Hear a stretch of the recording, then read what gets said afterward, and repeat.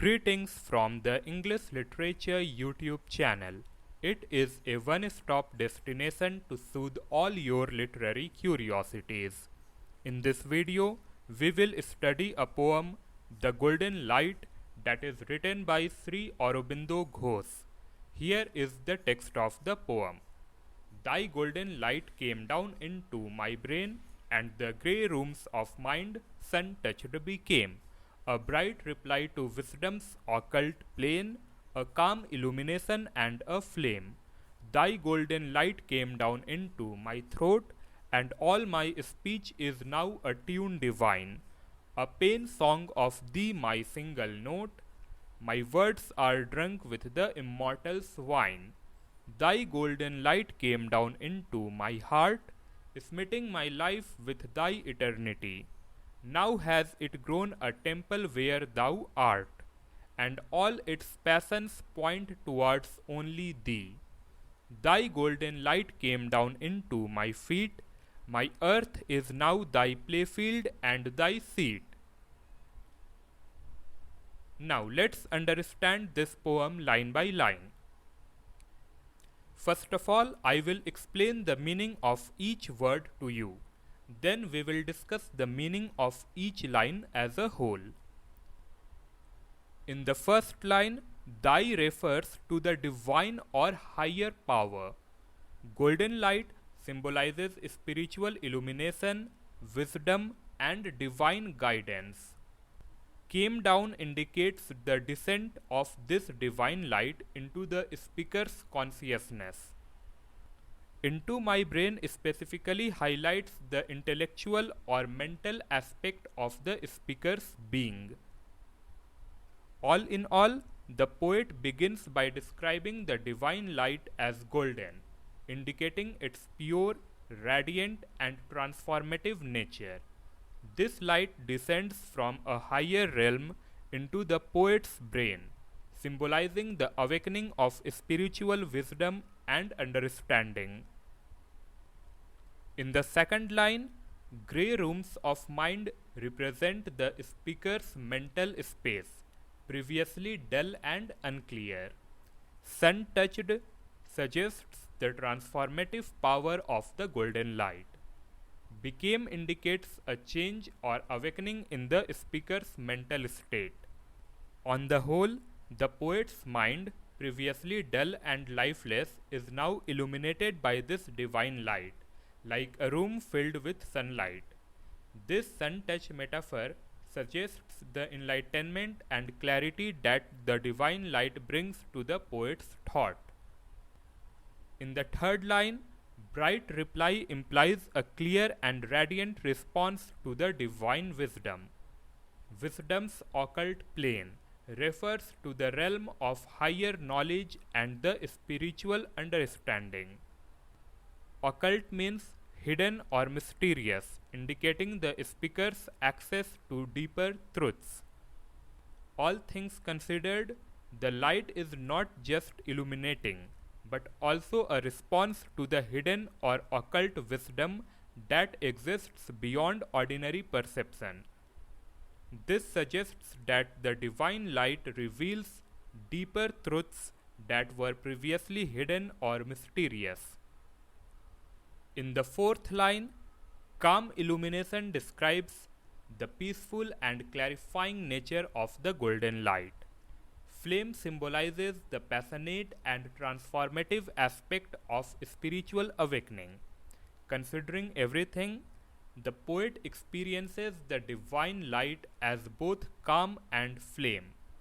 The calmness suggests a soothing, peaceful presence, while the flame implies a powerful, transformative energy.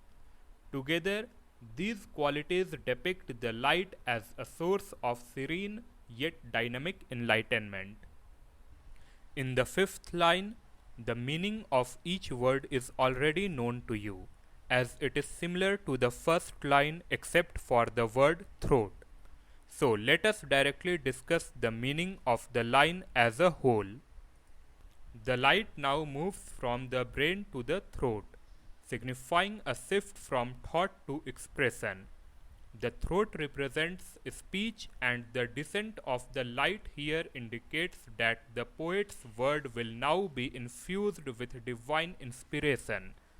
In the sixth line, tune divine implies a harmonious and sacred quality to the speaker's speech. The poet's speech is transformed by this divine light, becoming a tune divine. This means that his words are no longer ordinary. They are now melodious and sacred, resonating with the essence of the divine. In the seventh line, paean is a poetic term for a song of triumph or praise. The refers to the divine. My single note suggests the speaker's dedicated and focused devotion. The poet's speech has become a paean song, which is a song of praise.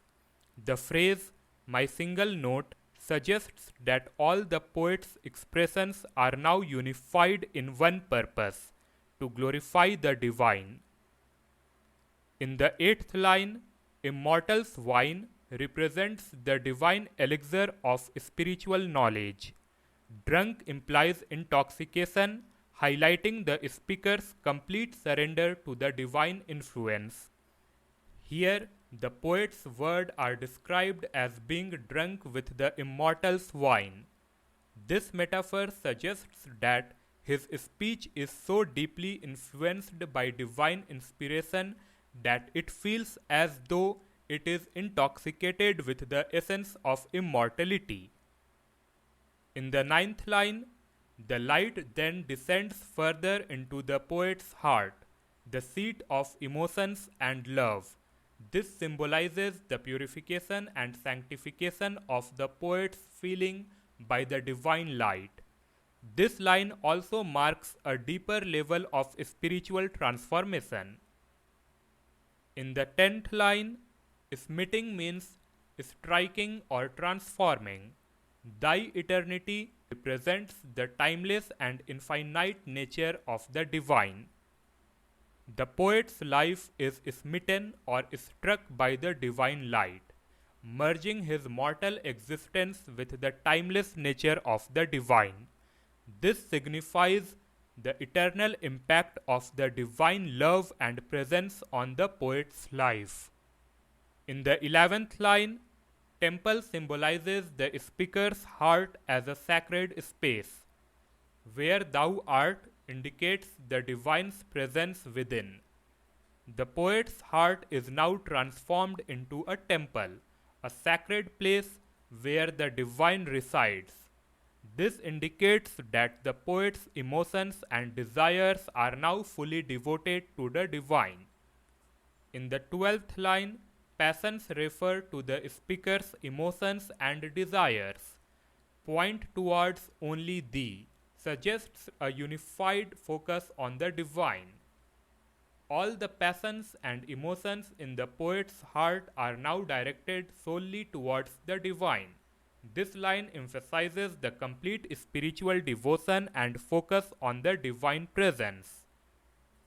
In the 13th line, finally, the light descends into the poet's feet, symbolizing the sanctification of his physical actions and connection to the earth.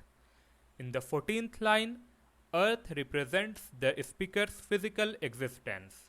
Playfield suggests a space for divine expression or creativity. Thy seat indicates the divine's presence and guidance in the speaker's life. The poet's entire being, including his physical existence, is now a space for the divine to dwell and act. This suggests that the poet's life is now fully aligned with the divine will, and he serves as a vessel for divine expression. Here comes an end to the line-by-line explanation of the poem. Moving on to the analysis of the poem. This poem is composed of 4 stanzas. The first 3 stanzas contain 4 lines and the last stanza contains 2 lines. So, in other words, we can say that the poem is structured in 3 quatrains and a couplet. This structural change at the end creates a sense of culmination, as if the journey toward divine union has reached its completion. The poem's overall length and rhyming scheme match the Shakespearean sonnet, as it has 14 lines and follows the rhyming scheme of AB, AB, CD, CD, EF, EF, GG. That's why this poem comes under the category of Shakespearean sonnet. The significance of this poem can be understood by the fact that no other poet in the English language attempted a sonnet series on spiritual topics. The poem describes a descending movement of divine light, which aligns with Sri Aurobindo's philosophy of spiritual transformation. This descent begins from the brain, the seat of the mental consciousness, and travels downward through the throat, that is vital expression, heart, that is emotional consciousness, and finally to the feet, that is physical consciousness. This journey mirrors the path of the kundalini energy in yogic tradition, which ascends from the base of the spine to the crown of the head. But here the focus is on divine grace descending to divinize the being. The movement described in the poem also reflects the intersecting triangles in Sri Aurobindo's symbol. The upward pointing triangle represents the devotee's aspiration to ascend to the divine, and the downward pointing triangle represents the divine grace descending to meet this aspiration. In the center lies the lotus, symbolizing the blooming of divine consciousness. This convergence illustrates the union of the spiritual and physical realms. Moreover, the descent described in the poem also resonates with the idea of avatarhood, where the divine descends to the earth to bring transformation. In the context of this poem, the golden light serves as the divine force that touches and transforms every part of the poet's being, culminating in the physical realm becoming a divine playfield.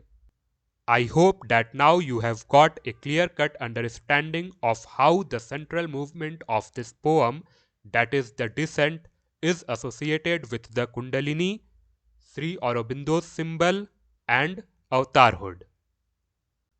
Now let's talk about themes of the poem. Divine illumination and enlightenment. A core theme of the poem is the descent of the golden light, symbolizing divine wisdom and spiritual illumination. This light is depicted as a transformative force that elevates the poet's mind, emotions, and actions, providing clarity, wisdom, and eternal guidance. The poet emphasizes the pervasive and all-encompassing nature of this divine light as it touches every part of his being. Transformation of the self. The poet portrays the complete transformation of the poet's inner and outer existence through divine intervention. The brain becomes a center of wisdom, the throat becomes a medium of divine expression, and the heart transforms into a temple, and even the feet become sanctified. This gradual but total transformation highlights the potential for humans to transcend their limitations when touched by divinity. Unity of the spiritual and physical realms. By concluding the poem with the divine light descending into the poet's feet, the poet integrates the spiritual and physical realms. This signifies that the divine presence is not limited to the spiritual or intellectual spheres, but can manifest in everyday life, turning the earth itself into a sacred space. Surrender and devotion. The poet's tone throughout the poem reflects complete surrender to the divine.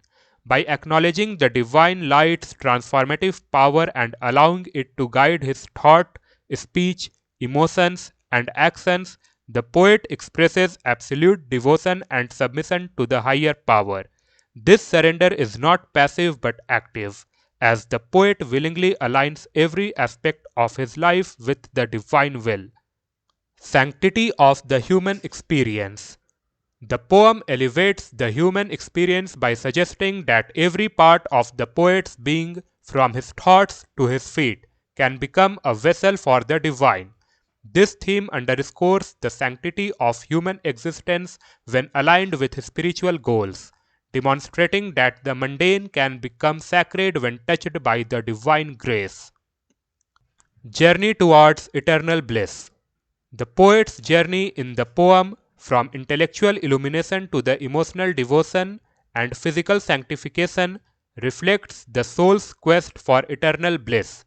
The light not only brings wisdom and love, but also imbues the poet with a sense of eternity, merging his finite self with the infinite.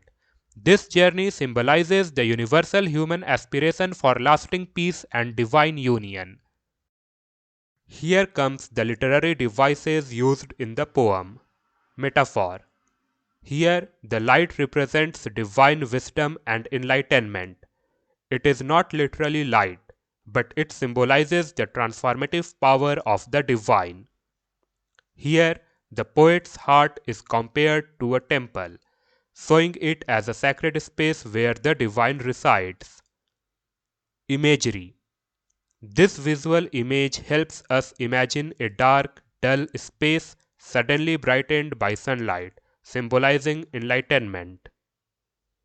This sensory image conveys the idea that the poet's words are filled with divine inspiration, as if intoxicated by a divine essence. Personification.